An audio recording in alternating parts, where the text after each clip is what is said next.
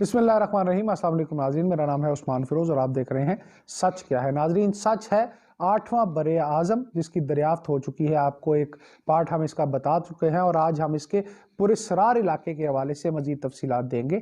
Zeelandia اصل میں گونڈوانا کے قدیم عظیم بر اعظم کا حصہ تھا جو تقریباً 550 ملین سال قبل بنا تھا اور جنوبی نصف کرہ کی تمام اراضی اس میں اکٹھی ہوئی تھی۔ ناظرین، مشرق کی جانب سے اس نے ایک کونے پر قبضہ کیا ہوا تھا جہاں اس کی سرحدیں متعدد دیگر سے ملحق تھیں، بشمول مغربی انٹارکٹیکا کے آدھے حصے اور تمام مشرقی آسٹریلیا کے۔ ناظرین، ٹولخ کا کہنا تھا کہ بعد ازاں تقریباً 105 ملین سال قبل ایک ایسے عمل کی وجہ سے جس کو ہم ابھی تک مکمل طور پر سمجھ نہیں سکے ہیں، زیلینڈیا علیحدہ ہو کر دور چلا گیا۔ کانٹیننٹل کرسٹ یا براعظمی پرت عام طور پر 40 کلومیٹر گہری ہوتی ہے سمندری پرت سے، قدرے گہری جو 10 کلومیٹر کے قریب ہوتی ہے۔ جیسے جیسے تناؤ بڑھا، زیلینڈیا اتنا زیادہ کھچتا چلا گیا کہ اس کی پرت یعنی پتھروں کی موٹی تہ صرف 20 کلومیٹر یعنی 12.4 میل گہرائی تک رہ گئی۔ بالآخر یہ کم گہرائی والا براعظم ڈوب گیا، اگرچہ عام سمندری پرت کی سطح تک تو نہیں، مگر یہ سمندر کے نیچے غائب ہو گیا۔ پرت کی کم گہرائی اور زیر آب ہونے کے باوجود ماہرین ارضیات جانتے ہیں کہ یہ ایک براعظم ہے اور اس کی وجہ اس پر پائے جانے والے پتھر ہیں۔ میٹامورفک اور سیڈیمنٹری راک یعنی رسوبی چٹانوں سے بنی ہوتی ہے، جیسے گرینائٹ اور لائم سٹون یعنی چونے کا جو پتھر ہوتا ہے، جبکہ ناظرین جو سمندری فرش عام طور پہ جو ہوتا ہے وہ صرف سنگ سیاہ جیسی چٹان کا بنا ہوتا ہے، لیکن ابھی بھی بہت سی چیزوں کا علم نہیں ہے۔ 8واں بر اعظم، یہ جو بر اعظم ہے، اس کی غیر معمولی ابتدا اس کو خاص طور پر ماہرین ارضیات کے لیے دلچسپ بنا دیتی ہے، بلکہ انہیں بہت حیرت زدہ کر دیتی ہے۔ مثال کے طور پر یہ ابھی تک واضح نہیں ہے کہ یہ اب تک ٹوٹ کر چھوٹے چھوٹے بر اعظموں میں کیوں نہیں بٹا، حالانکہ اس کی تہ اتنی پتلی ہے، اور وہ کیا وجہ ہے کہ جو اس عرض زمین کو اکٹھا رکھنے کا انتظام کرتی ہے۔ ایک اور معمہ یہ ہے کہ زیلینڈیا زیر آب کب آیا، اور یہ کہ آیا کبھی یہ سطح سمندر سے بلند خشک زمین میں شامل رہا تھا۔ وہ حصہ جو اس وقت سطح سمندر سے بلندی پر ہے وہ ایسے پہاڑی علاقوں پر مبنی ہے ناظرین جو کہ بحر الکاہل اور آسٹریلیائی ٹیکٹونک پلیٹوں کے ٹکرانے سے بنے ہیں۔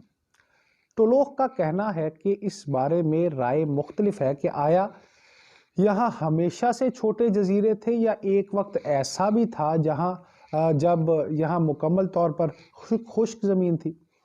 اس سے یہ سوال بھی اٹھتا ہے ناظرین کہ وہاں کیسی حیات بستی تھی۔ یہ بھی بڑی امپورٹنٹ چیز ہے۔ اس کی معتدل آب و ہوا اور 39 ملین مربع میل کی جو اراضی کے ساتھ گونڈوانا پر پودوں اور حیوانات کی ایک بڑی تعداد موجود تھی، جس میں زمین پر چلنے والے پہلے چوپائیوں کی اقسام اور بعد میں سب سے بڑے ڈائنوسور ایک بڑی تعداد میں موجود تھے۔ تو کیا زیلینڈیا کی چٹانوں میں ان کے محفوظ شدہ باقیات ہو سکتے ہیں؟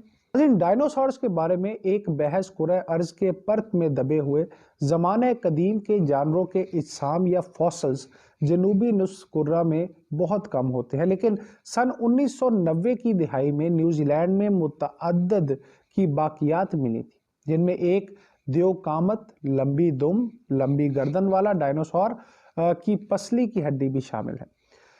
اس کے علاوہ ایک چونچ دار سبزہ خور ڈائنوسور اور سخت خول رکھنے والا ڈائنوسور کی جو باقیات ہیں وہ بھی دریافت کی گئی ہیں۔ پھر سن 2000 کی بات کر لیتے ہیں، جس میں چیٹم آئی لینڈ سے جو ساؤتھ آئی لینڈ سے تقریباً 500 میل دور مشرق میں ایک بڑے گوشت خور ڈائنوسور کی پاؤں کی ہڈی دریافت کی گئی، جو ممکنہ طور پر ایلوسور کی ایک قسم ہو سکتی ہے۔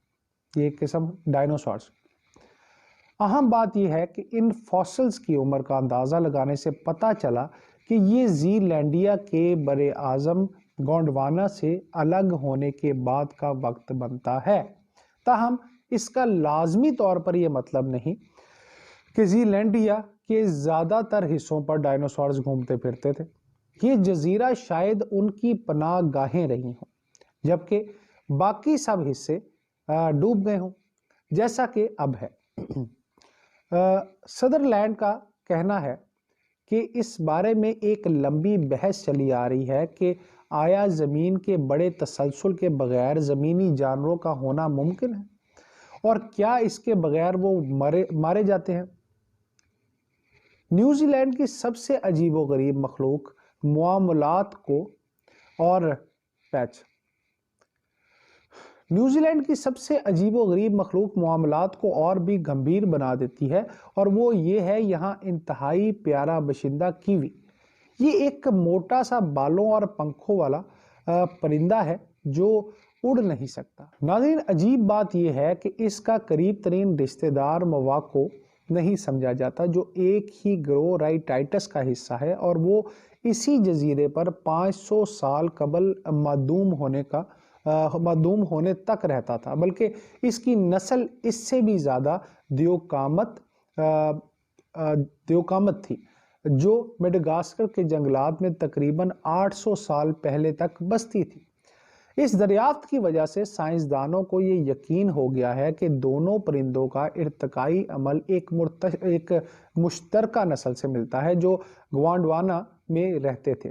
इसे मुकम्मल तौर पर टूटने में 130 मिलियन साल लगे, लेकिन जब ये टूटा तो इसके टुकड़े पूरी दुनिया में फैल गए, जिनसे जनूबी अमेरिका, बड़े सगीर हिंद और ज़ीलैंडिया वजूद में आए। इससे यह नतीजा अखज़ किया जा सकता है कि ज़ीलैंडिया का वो हिस्सा जो अब जुज़वी तौर पर डूबा हुआ है, इसका कुछ इलाका एक वक्त में सतह समंदर से ऊपर रहा होगा, सिवाय तकरीबन 25 मिलियन साल पहले, जब पूरा बरे-आज़म यहाँ तक के मुमकिना तौर पर पूरे का पूरा न्यूजीलैंड ज़ेरे आब रहा होगा। सदरलैंड का कहना था कि ये ख्याल था कि सारे पौधे और जानवर इसके बाद यहाँ आबाद हुए, तो आखिर हुआ क्या? अगरचे ज़ीलैंडिया की समुंदर की तह से बराह रास्त फॉसिल्स इकट्ठा करना मुमकिन नहीं, लेकिन सियासतदान इसकी गहराई तक ड्रिलिंग करके पहुंच रहे हैं। सदरलैंड का कहना है कि दरअसल सबसे ज़्यादा मददगार और मखसूस फॉसिल्स वही हैं जो समुंदर के बहुत कम गहराई वाले हिस्से में बनते हैं, क्योंकि वो पीछे अपना रिकॉर्ड छोड़ देते हैं। यहाँ लाखों की तादाद में छोटे छोटे फॉसिल्स हैं जो बहुत ही मखसूस हैं। नाजरीन, 2017 में एक टीम ने अब तक इस खित्ते का होने वाला सबसे वसी जायजा लिया और 6 मुख्तलिफ मुकामात पर समुंदर की तह में 4101 फुट तक खुदाई की। इनके जमा करदा नमूनों में ज़मीनी पौधों के पोलन और तौलीदी खुलिये थे, और इसके अलावा ऐसी समुद्री हयात के खौल थे जो गर्म पानी वाले समुंदर की कम गहराई वाले हिस्सों में बसते थे। अब नाजरीन, सदरलैंड का मजीद कहना है कि अगर आप जानते हैं कि कहीं पानी है जो सिर्फ 10 मीटर यानी 33 फुट तक गहरा है, या इस तरह की कोई चीज है, तो फिर इस बात का इम्कान है कि उसके इर्द गिर्द जमीन भी मौजूद हो। वो इसे समझाते हुए कहते हैं कि पोलन और तौलीदी खुलियों की मौजूदगी इस तरफ इशारा करती है कि ज़ीलैंडिया मुमकिना तौर पर इतना ज़्यादा ज़ेरे आब नहीं था जितना तसव्वुर किया जा रहा है। एक और मुअम्मा ज़ीलैंडिया के हवाले से वो इसकी हैयत में पाया जाता है। सदरलैंड का कहना है कि अगर आप न्यूजीलैंड की अर्जियाती नक्शे पर निगाह डालें तो 2 चीज़ें ऐसी हैं जो वाकई मुनफरिद नज़र आती हैं। इनमें से एक अल्पाइन फॉल्ट या अल्पाइन अर्जियाती शगाफ है, जो ये प्लेट या अर्जियाती परत की एक हद है जो साउथ आइलैंड के साथ गुजरती है और इतनी नुमाया है कि इसे खला से देखा जा सकता है। दूसरी बात ये کہ نیوزی لینڈ اور اس طرح وسیع براعظم پیچ دوسری بات یہ کہ نیوزی لینڈ اور اسی طرح وسیع براعظم کی ارضیات عجیب طرح مڑی ہوئی ہے. دونوں ایک افقی لکیر سے دو حصوں میں تقسیم ہو جاتے ہیں اسی جگہ پر جہاں بحر الکاہل اور آسٹریلیاتی ٹیکٹونک پلیٹس یا ارضیاتی پرت ملتی ہیں. اس عین موڑ پر ایسا لگتا ہے کہ کسی نے نیچے کا آدھا حصہ لے کر اسے مروڑ کر دوسرے رخ کر دیا. اس کی ایک آسان وضاحت یہ ہے کہ ٹیکٹونک پلیٹ حرکت میں آتی ہیں اور کسی طرح ان کی حیت کو خراب کر دیا، لیکن یہ کب اور کیسے ہوا یہ ابھی حل طلب ہے. ٹولوخ کا کہنا ہے کہ یہاں مختلف تشریحات پیش کی جا رہی ہیں، لیکن دراصل یہ بہت ہی اہم بات ہے جس سے ہم لا علم ہیں. سدرلینڈ نے واضح کیا کہ اس کا امکان نہیں نظر آتا کہ براعظم عنقریب اپنے تمام راز عیاں کر دے. انہوں نے کہا کوئی بھی چیز دریافت کرنا بہت مشکل ہو جاتا ہے جب ہر چیز پانی میں 2 کلومیٹر یعنی 1.2 میل کی گہرائی میں ہو اور جن نمونوں کی آپ کو ضرورت ہو وہ سمندر کے تہہ سے بھی نیچے یعنی 500 میٹر 1640 فٹ کی گہرائی میں ہو، تب تو اور بھی مشکل ہو جاتا ہے. اس طرح کے براعظم پر تحقیق کرنا واقعی ایک بڑا چیلنج ہے، لہٰذا ایسے سفر کے لیے بہت زیادہ وقت، رقم، محنت، بحری جہاز اور ایسے علاقوں کی ضرورت ہوتی ہے جن کے جائزے لیے جائیں. اگر اور کچھ نہیں تو دنیا کا 8واں براعظم یقینی طور پر یہ ظاہر کرتا ہے کہ تسمن کی دریافت کی جستجو کے تقریباً 400 سال بعد بھی بہت کچھ دریافت ہونا باقی ہے.